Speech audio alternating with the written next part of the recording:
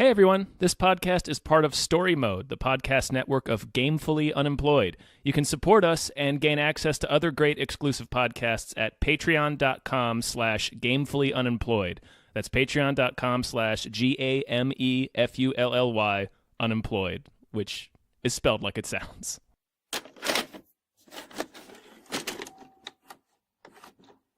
Hello, everybody. Hello! My name is David Bell. I'm Tom Ryman. And we just watched 8th grade. We did. Yeah. We watched 8th grade. We watched it. Mm-hmm. Hey guys, it's Kayla back with another video. So, the topic of today's video is being yourself. Being yourself can be hard, and it's like, aren't I always being myself? And yeah, for sure. But being yourself is like not changing yourself to impress someone else.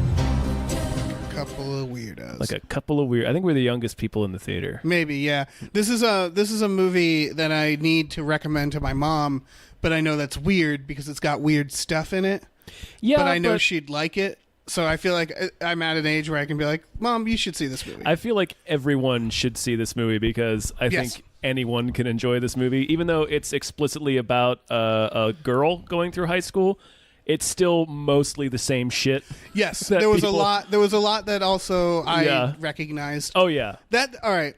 You liked it. I liked it. Oh yeah, I thought it was excellent. I really liked it. I thought it was great. There's a lot of neat stuff about it, which is that there's certain bullshit that in high school that it doesn't matter what era, because it's about being an 8th grader today. Yes, which was fascinating.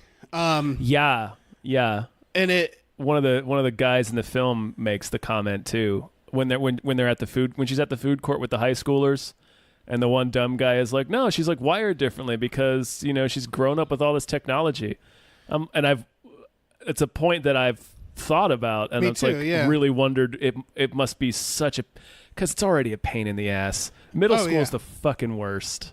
Yeah, like. It's awful. It's way and worse than high school. Media, it's got to be. And yeah, with with Facebook and Twitter and Instagram and Snapchat and all that bullshit, it's just like, God, it has to be unbearable now to be in middle school. The stuff that I thought was funny, that I'm sure there's a male version of this, but seeing it through the female perspective is I really liked her journey of realizing that all guys are kind of awful. They're all dumb. Yeah, where she's like idolizing or like looking at this kid she likes. She's really crushing on this dude named Aiden because it's 2018. Yeah, that's so good. And then he's just an idiot. Yeah, he's an idiot, just a dummy. The instant she tries talking to him, it's like. Yeah, and then he's just a fucking dummy and a pervert, and like he's an adolescent. He's a 12, 13-year-old boy. Like, he's got boners all the time. Yeah. And then the moment she tries to talk to an older high school guy, he's a fucking creep.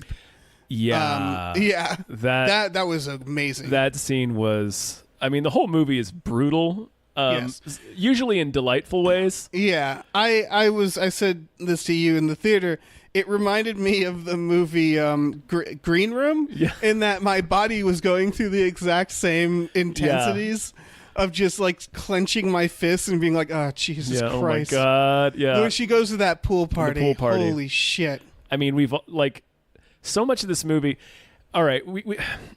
It's hard to do like a plot summary for this movie because it's really just a series of moments. It's about the final week in 8th grade. And the thing that there are, it's the same. It does have a 3-act structure. It does have.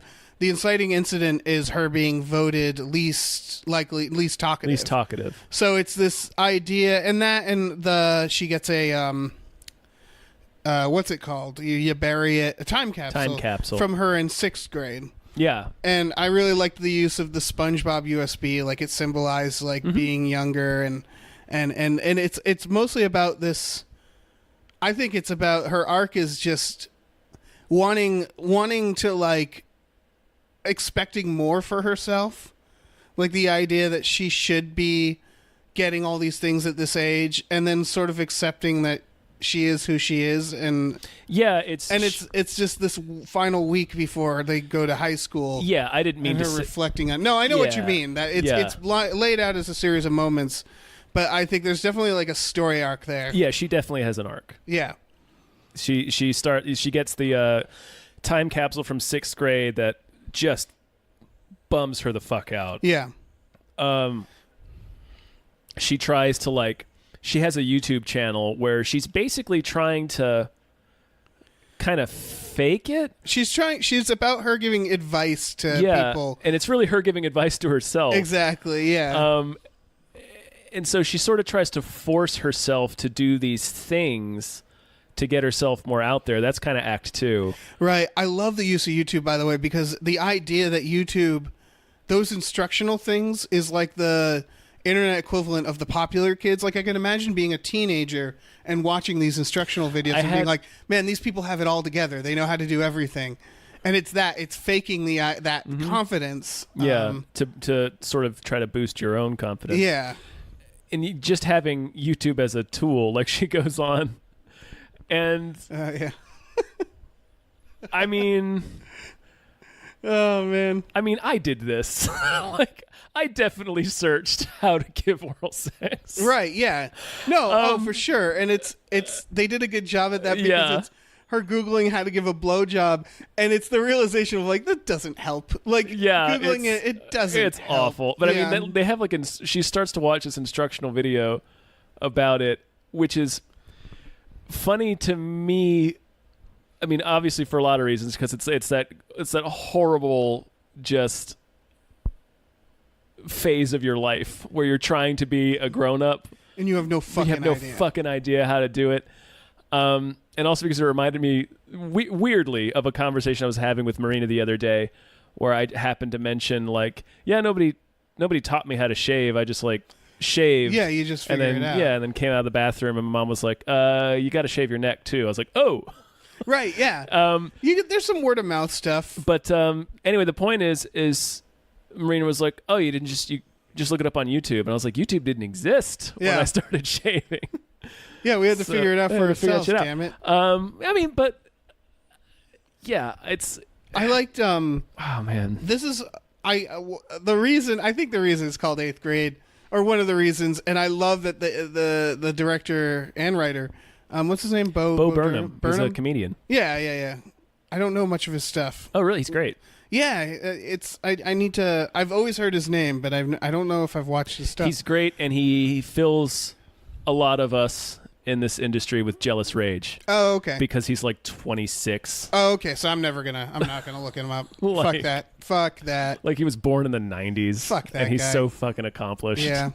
I'm choosing 8th grade because it really is the worst time in your life. It's terrible. Because I remember, junior high school was the worst. Yeah. Middle school is the absolute worst. Because you're not a kid anymore. You don't get to be a kid. It's not cool to play make-believe or to play tag or to run around. Mm-hmm. But you're not a high school. You're not comfortable. You can't drive. You're not quite mature. Right. Your brain's still forming. Your body's still changing. So it's just an awful fucking time. Yeah. And they have these great moments that almost perfectly represent that in this movie. My favorite is just they do a long pull-out shot of the band, the school band, and they're just terrible. They're terrible. But they're not over-the-top terrible. They're just bad. Yeah, they're just a bunch of kids. And they're all just trying to play these stupid instruments, and they hate it. Yeah, she's just staring into the middle distance, hitting the cymbals. Yeah. There's a lot of those moments that I really liked. When they go to the high school and they all have to hold each other's shoulders and walk down. Yeah. And it's just this most undignified parade of these miserable fucking kids. Yeah, these children. Yeah. Oh man. Another thing I related to huge in this, and this is just getting older, is the adults. Yeah. Were hilarious because you knew exactly what they were going through. Yeah. Yeah. Her fucking dad. Her dad is is amazing. Great. Just such a dork. But he's our generation, which is why I like that's gonna be me. Yeah, because he's relatable. He's like, I think he's cool, but I love that. He's just trying his best. Yeah, the dinner scene they did it. The fucking directing in this was great. Yeah. The in the cinematography, the first part they show her like a really close up of her and a really close up of her phone, and it's like really zoned into like what she's doing on her phone, and she's listening to music and she's going through, and then it reveals like, oh, she's at the dinner table. Yeah. And that was a great moment. And her poor dad, who's just sitting there quietly by himself, trying desperately to have a conversation with the only human being he has. Yeah. There's nobody else in his life. Yeah.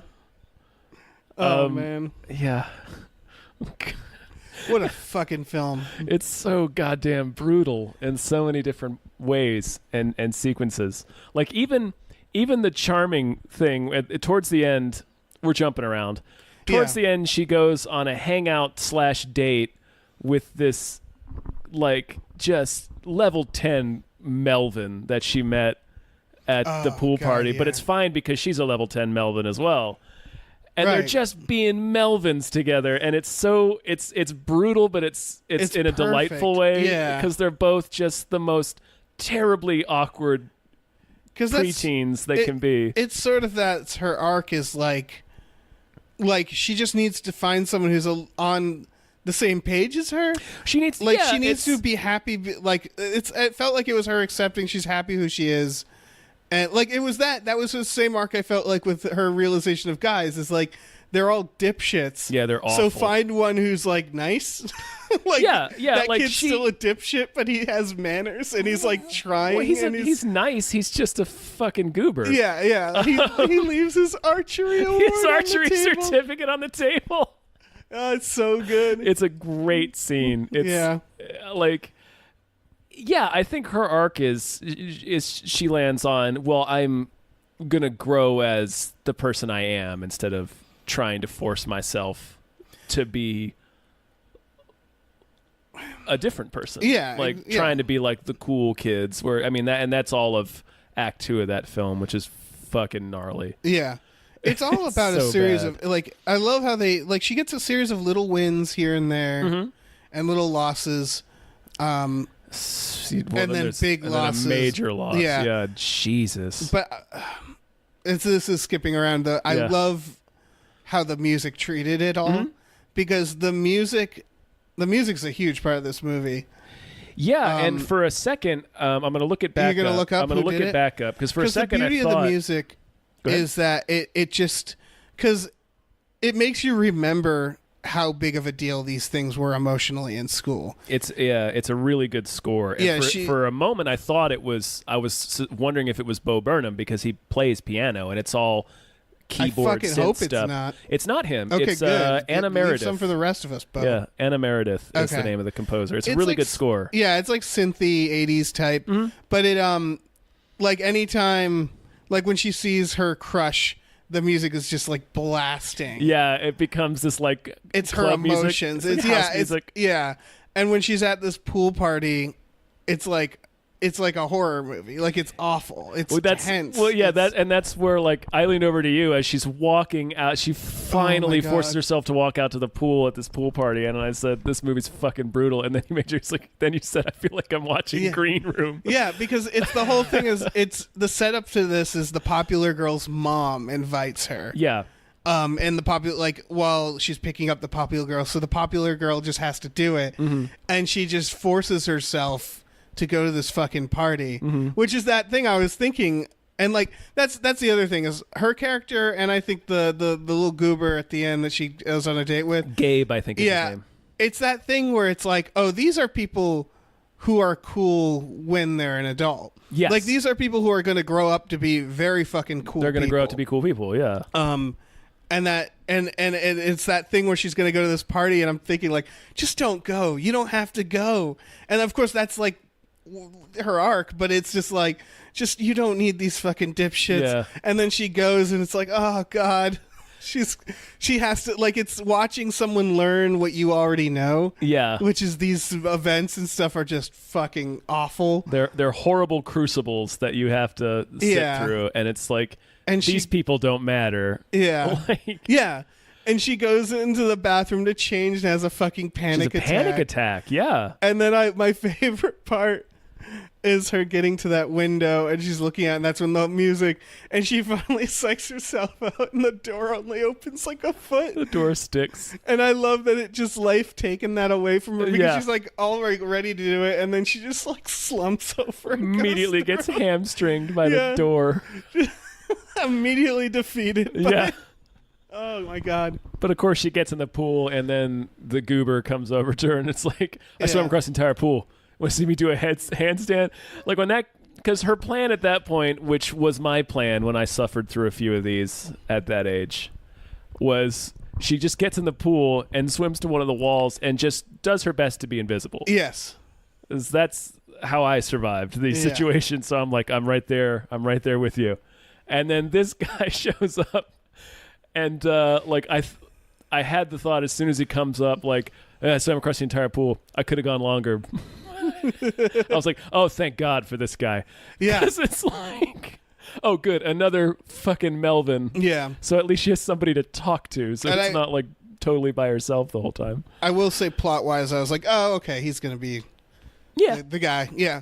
But that's not what this movie's about. It's not what the movie's about, no. It's not a Christopher Nolan movie where it has twists and turns. No. Yeah, and when they're like, group photo, and it's just like, oh, fuck. Yeah, she tries to get in the back, and it's like, oh, we can't see you, Kayla. Get in the front. She has to like get in the front and like force a smile with these people who do not like her. Yeah. They're not aggressively mean. They're just very cold. Yeah. Well, she's a weirdo. Yeah, she's weird. Yeah, and so they like, I don't know, like I remember, like, again, I wasn't a very popular kid, but I remember the kids that were weirder than me too. Yeah. And it's like, well, you as a kid don't know how to deal with someone who's weirder too. Like it's, yeah, you can end up being mean. You get bullied a lot, like you get picked on a lot, and she's not really bullied in the movie. No, she's ignored. She's ignored. Yeah. They did a good job with that, because it could have been really easy to. Yeah. They tried to make it as realistic as the horrors of 8th grade is. Like, they didn't need to make it any right. worse. It's middle school is a fucking existential gauntlet. Yeah. More than anything else. But yeah, like one of the main reasons is, and I'm sure like a lot of people, like if you're within our sphere of listeners or friends or whoever you happen to be, I'm sure a lot of people are going to absolutely identify with Kayla, because it's like, oh, that's exactly how I was weird. Right. In middle school, I slouched and didn't talk to anybody and was so thrown off when somebody would talk to me, I would say fucking crazy, stupid bullshit. They do a really good job with that too. Or she's like, oh yeah, sometimes I charge my phone too. It's like, yeah, because you don't expect. It's like, it's so much anxiety just to talk to another student that's cooler than you. The dialogue in this, it almost felt like they were like not letting the actors do multiple takes, because even like when the teachers are making like their announcements, they're not talking in a very charismatic way. Like they stutter, and like they're talking like human beings, which I really liked. Well, there's a lot of long takes in this movie. Which I was going to say, there was that one of her having dinner with her father. Yeah. Which is fucking great. It's a great scene. It's hilarious. Everything with the father is hilarious, because it's just this guy who he doesn't not want to have a kid. He loves his kid, but this is not the situation. It's clearly like this is not how he had wanted this to go. Like his wife has left him. Like he's just trying real hard. Yeah. To be there for this teenage girl that he couldn't possibly fucking understand. Yeah. And she won't let him. Right. It doesn't matter, because when you hit those years, you're fucking angry at your parents all the time. Right. So yeah, they do that well, where she's just like, when he's driving. Yeah, when he's driving to the mall, and she's telling like, don't make that face. Yeah. Stop looking like that. Stop looking like that. You're weird and quiet. Yeah. And he starts talking. She's like, you don't have to talk. Just don't be weird and quiet. When you look that way, it makes me think you're going to drive the car into a tree. Yeah. And again, it's like he's getting bullied, but he's like, we don't even see him in that scene. Yeah, that's like the he's best just part. Off camera, so we can't even see what face he was making. And when he tries to adjust for her notes, and she looks back and she's like, oh, that's worse. Yeah, that's worse.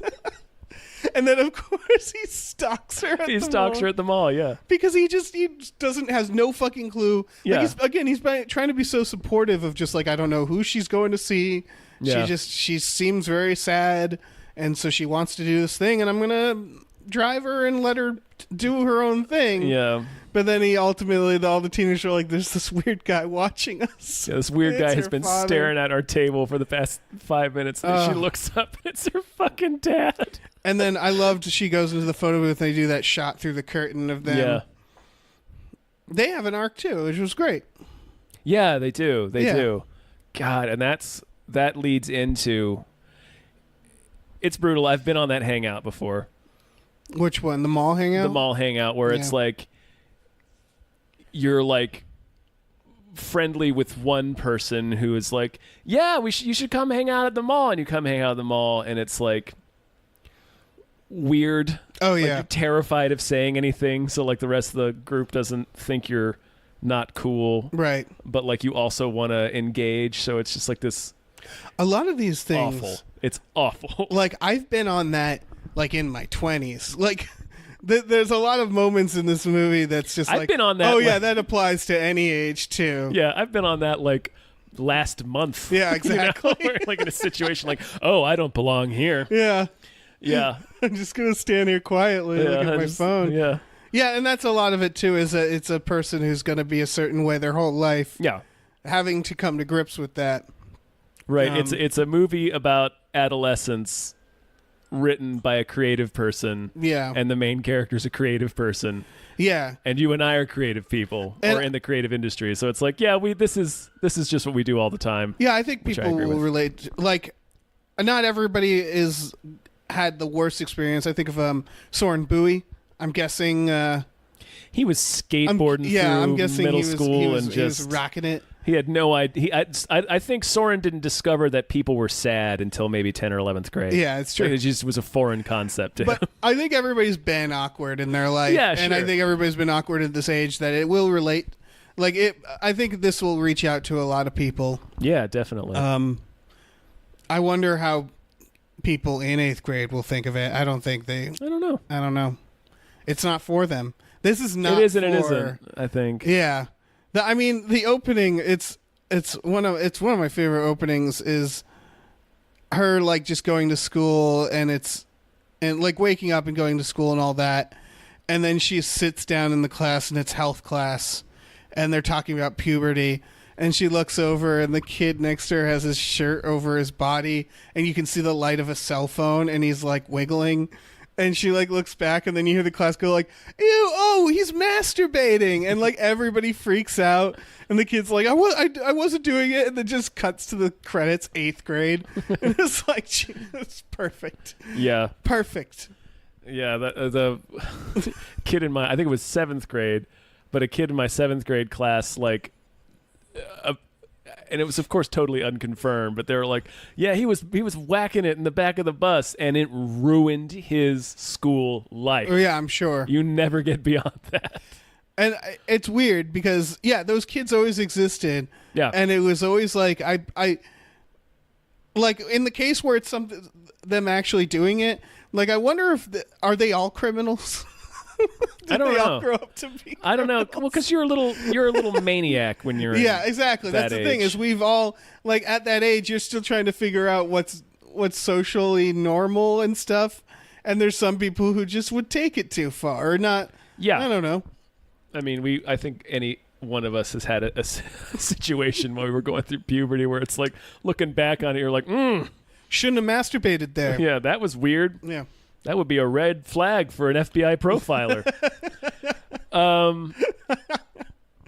We're all weird, gross maniacs. at Yeah, that that's age, true. So it's fine. Everybody's terrible. This fucking film. Yeah. That- So What were you gonna say? I was going to talk about the car scene. Yeah, we should definitely talk about the car scene. The car scene, because a lot of the movie is, and this is another moment where I feel like it's very different as a guy, because Yes. Yeah. a lot of this stuff as a guy I was relating to, of like, oh yeah, social stuff, and this is awful, and this is awkward, and oh yeah, that was terrible. But then there's a moment where she has to actually deal with an actual predator, like a person who, and of course this is a teenager too, but he's still, that's the person who is like, oh, this guy's gonna grow up to be a criminal, right? Because the scene takes place. She goes to do her high school shadow and meets her high school shadow, who is a super cool, very supportive girl named Olivia. And they trade numbers, and like she calls her on the phone, and like Olivia's still like nice and open, and she's like, you should come hang out with us at the mall. So she goes and hangs out with them at the mall with one of her other girlfriends, and these two high school morons, these two dudes, yeah. And they're innocent enough more. Right, yeah. They're just the type of, like, that it's like, oh, yeah, this is what I was like in high school. Yeah, like, exactly. we meet them as one of the guys is talking about, like, why are we still doing a triathlon for this kid who died 2 years ago? Yeah. Like, he died 2 years ago, and he was fat. Nobody ran for him then. It was like, yeah, those are the kinds of... It was perfect, That's the kind of shit that I would say in high school. Yeah. And she gets a ride home with them. And like it's her and the quieter dude. Right, he drops off Olivia. He drops Olivia off. But Olivia first is like, we should take Kayla home first. Yeah. And he's like, well, you're right here. And so immediately I was like, well, that's weird. Red flags were going up. Well, they're high school seniors, so it's like, okay, you're 18. Yeah. And you have a little girl in the back seat. Like, she's like 13, right? And how old are you? 4 years younger. They said she's 4 years younger. Okay, so she's like 13, 14. Yeah. Okay. Yeah, that's right, because ninth grade, you're 15, right? Yes, you are. Yeah, okay. yeah.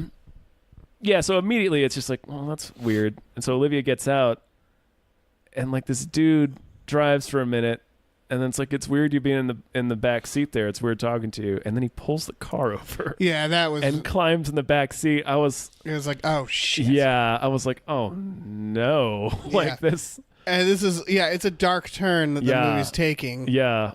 But again... And sorry, just to skip back, the other moment in this movie that I was like, oh, damn, was they show them, like, bored going through the school shooter drills. Yeah, oh, yeah. And that's something I know my nephew and my niece go through in elementary school. Yeah, we did. And that's another one where it's like, we didn't have this. Like, it's so routine. Yeah. And I love that they're just bored with it. Yeah. And it's like a joke. And it's, of course it would be, you know?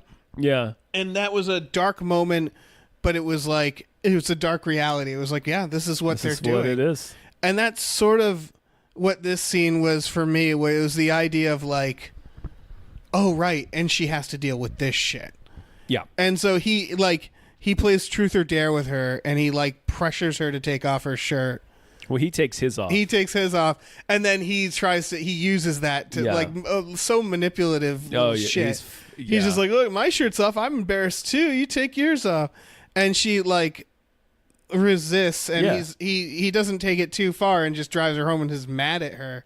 And it's like she's so socially awkward. She doesn't need this shit. She doesn't need to feel like she did something wrong. I'm sure that's how that shit happens. Exactly. In like middle school and high school, is you do something fucking thing like truth or dare or spin the bottle or something, and laying the pressure on. Yeah. It's so brutal. Like the drive home especially. Yeah, and she tells him, she's like, please don't tell Olivia. Yeah. Like she did something fucking wrong. She apologized like 100 times, and he's like, stop apologizing. I mean, I was just trying to help you. You know, first time you make out with a guy, now it's going to be weird because you didn't let me help you. I was trying to help you. And like, he's such a fucking piece of shit. And it's like, it's that realization of like, oh, this is an awful time for everybody and awkward, but also... Usually, most likely, statistically speaking, one gender also has to deal with like basically like spiders, like giant spiders that are attacking you. It's that version of me. It's like, this is a very adult problem, or it should be, in my head. Yep. In my dumb fucking head. Yeah. And it's that realization of like, oh, this is a fucking thing that they have to deal with. Nightmare. That's awful. It was so, and then she comes home. Oh my God. Like this, it almost, Like, this is also the third act, I would say, the low point. Right. It was like, man, when she gets home and it's a oneer again. She just comes straight in the house and goes right past her dad. Yeah. And goes upstairs and slams the door, and then it's on the door for a moment, and then the dad comes in the frame and opens the door, and by now the sound has dropped out. It's just score, and she's just doubled over on the floor beside her bed, just bawling. Yeah. And it's a sustained shot of her dad sitting down next to her and like trying to touch her, and she keeps smacking him away, and then finally he's able to like hug her. It was like I was nearly moved to tears at the end of that. Oh yeah, it was so fucking brutal. There's a few parts that made me tear out. The part where she asks his dad, says that if he's sad because she's his daughter, if she makes him sad, and he's like, why? And she's like, I think if I grew up and I want to have a daughter, like if I have a daughter like me, it'd make me sad. Yeah, it was it's like, oh shit. And then him like, but it ends very sweetly. It's very he has sweet. This whole speech. Yeah. But yeah, man, that fucking car scene, Jesus. It's brutal. This whole movie is brutal in varying ways. I believe I said that already. It's brutal, but I never felt bad watching it. Like, no. It's not brutal the way, like, like those awkward Ben Stiller comedies where you're just like, I just want to be. Curb Your Enthusiasm. Yeah, or Curb Your Enthusiasm will at least be like funny enough to work. I guess this was that where it was funny enough, but it was also grounded and realistic enough. Right. That the awkwardness, what makes it so brutal is that it's so realistic. Right, and it's an existential thing. It's an introspective thing because again, nobody really ever bullies her. They're just cold and they ignore her. Yeah.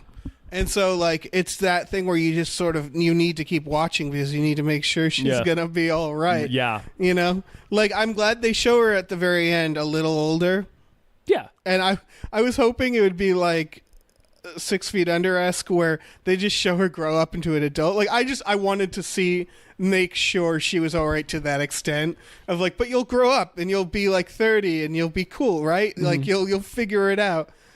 Because, of course, she will. But it was, like, I liked seeing her a little older for that reason. Like the idea of like, and then we get older and we get through it. Because like that's the ultimate, the ending moment is her leaving the time capsule for herself older and being almost more forgiving than she was in the time capsule before. Yeah, if you don't have a boyfriend, that's fine. Like if you're just be happy, you're great. Yeah, like he better treat you well because you deserve it. Yeah, exactly.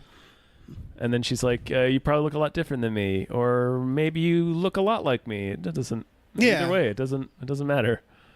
So it really completes her arc. It's her in the time capsule video she left herself earlier. It's a lot of piling on expectations that not that she necessarily had for herself, but that you're sort of told that you're supposed to have for yourself. Yeah. A lot of that is her trying to be a way that she thinks cool. You're supposed to be. It's a journey we all went through. We all tried to be cool, and we're shitty kids about it. Oh yeah, man, what a film! Yeah, what a terrible, terrible age. Yeah, I fucking love that her crush is such a dummy. Yeah, he's just a stupid boy. Oh my god, just a dumb, awful boy.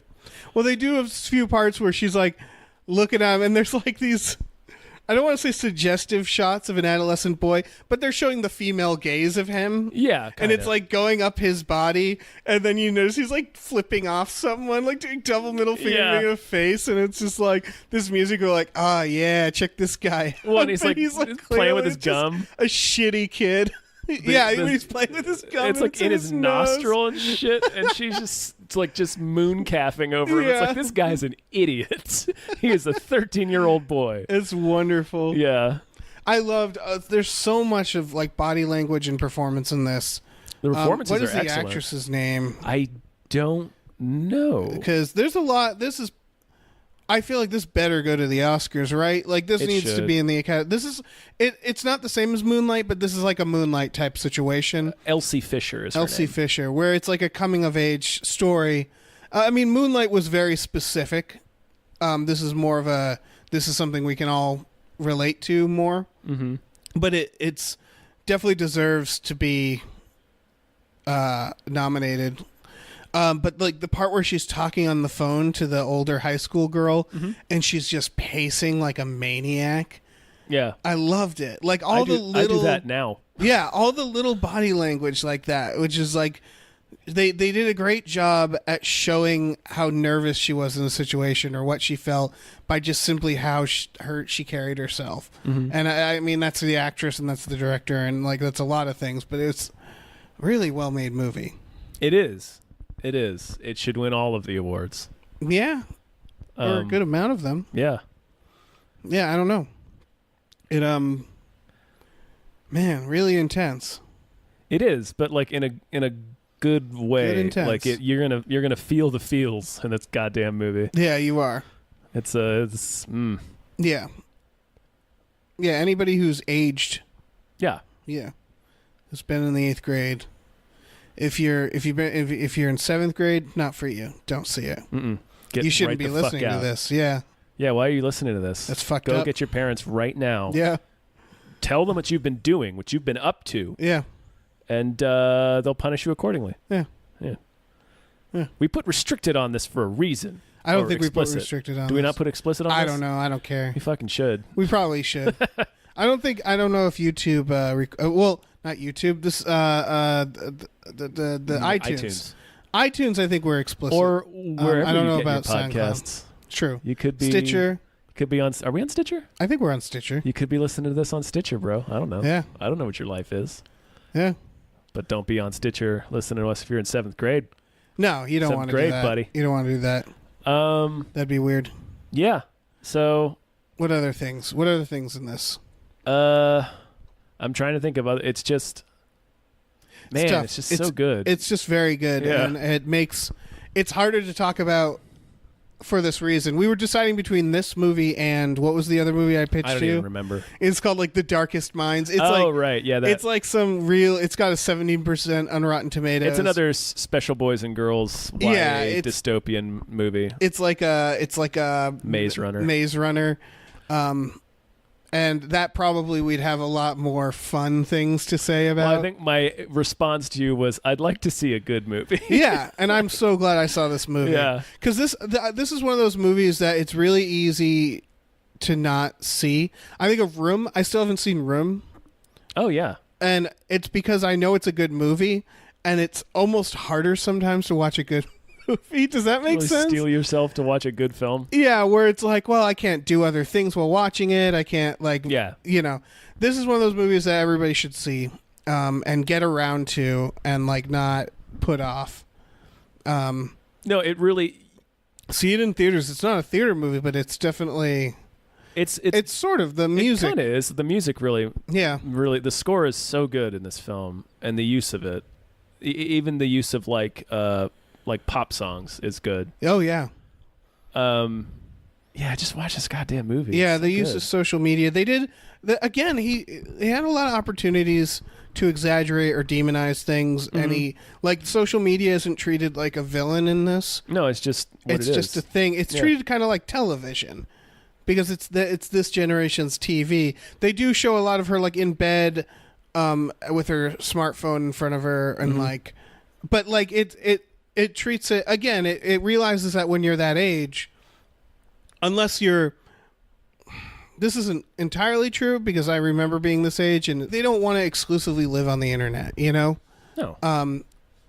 I know that's a problem probably for this age for some people because that's the thing I remember. Again, being awkward at this age, it was so much easier to just hang out on the internet. There's certain things that's a problem for people our age now. Yeah, I feel like it's a problem for older people because at this age you want to go outside. I remember that like about my niece and nephew is that worry of like, are they going to play video games all the time? They get bored of video games because they just got here, so they're like, no, I want to go fucking see what's that tree's all about. Yeah, like why would I stare at this screen all the time? Give them time. Oh yeah. Then they'll start. Give them some time to let the world ruin them a bit. Yeah. Yeah, you just need a little time. You just need a little time to callous your feelings over and stop caring. They're just feeling that's her problem. She's just experiencing life too much, too vividly. She's got a silly girl. Yeah. She's got to learn. She's got to learn to just, maybe that'll be the next movie. Put those layers on top of her emotions and just block it all out. They should do the sequel 10th grade. 10th grade? Yeah. And then should they just do every other grade? Right. It should be like, what is it? Before Sunrise? Yeah. Where we check in with her every few years. Weird question. If we still had grades, what grades would we be in? You want to do that math real quick? What were we in, like, I'm in... And why don't we just keep grades going? 27th grade. 27th grade? I'm in 27th grade. That's probably where I am, too. I'm, like, slightly younger than you, so I might be in 26th grade. Congratulations. Thank you. Yeah. No, 29th grade. 29th? Maybe. Jesus. Shit. Hold on. 12, 13, 14. Let's do some math. Yeah, 29th grade. I'd be in 29th grade. Okay. Neat. Yeah. I'm glad we get to the bottom of that. I'm on my 29th grade summer break right now. Yeah. And come the end of August, I'll be heading into 30th grade. Right. Man, I miss when summers mattered. Right? Well, I mean, when you're unemployed, weekends are meaningless. That's true. So every day is summer. Every day is summer right now. Yeah, that's true. Literally that's and I'm so hungry. I can't think of much else to say. It's so goddamn good. And yeah, you'll leave. I mean, I know we've been hammering on how intense it is, but like, you leave. At least I did, feeling pretty good. Yeah, I felt good too because again, it's that idea of like, I just want to make sure she's going to be all right. Yeah, and the general idea is like, look, it all sucks. Yeah, but you'll be all right. Everything is bullshit. Yeah, everything's hard and awful. Yeah, and it doesn't get better necessarily; it just changes and like you learn to deal with it. Yeah. Again, you bury the emotions. No, it gets better. It gets better because you get to drive and like you vote. Well, and stuff. you stop and you understand. Yeah. It's again, this is what she's discovering in it. You understand, like, okay, I'm never going to be that person. Right. I'm the person I am. And also, I don't. Why would I even want to be that? Right. Because that's not. I don't. Because there's that nothing. Person doesn't like any of the things that I like. Yeah, it's the realization that like cool doesn't exist. Right. Like there's no like, and that, again, this is why I liked the adults in this and stuff like that, because you're seeing these glimpses into the adult world. Yeah. And you're seeing like these are the people who are like kind of they're in reality. Mm-hmm. And how exasperated they are. That part with the birthday cake. Where it's like you just overhear forgot about that. The dad. Yeah. They start arguing about the birthday cake. Yeah, it's so perfect. Because it's also like these adults, they're like, these are nice, cool people, but you're only seeing them when they're around the teenagers. Yeah. And so they're always tightly wound and they're always angry. And I remember thinking that about parents and stuff. Like, adults are just always so fucking irritated and awful. And it's like, no, that's only when I'm around. Yeah. Like, then you go to sleep or you leave and they crack open a beer and they hang out and they have a great time without you. Right. And they're cool, so happy people. You're not there. Yeah. Good God. Yeah, no, I think it's good. It's a good movie. It's a good message. It is very validating. Yeah. And it's comforting, weirdly, even though there's some really, truly awful things in it. Yeah. Yeah. But it's nice to be, I don't know, reminded that, like, yeah, everybody is awkward and terrible, and we all shared this experience, and we're all just trying our best, man. Yeah, like, exactly. It's like, yeah, it's terrible but comforting. It's like, yeah, it's like a bag filled with dead cats. Like it's, It's kind of nice, like a bean, like a sleeping bag. Like you can get in it and it's warm and nice, but it's kind of terrible because it's dead cats. You know what I mean? Apt, very apt. Yeah, apt comparison. Yeah, I know exactly what you mean. That old expression. Like a bag of dead cats. Yeah, like a bag of dead cats. Everybody instantly knows what that means. He walked into the room like a bag of dead cats. That old chestnut.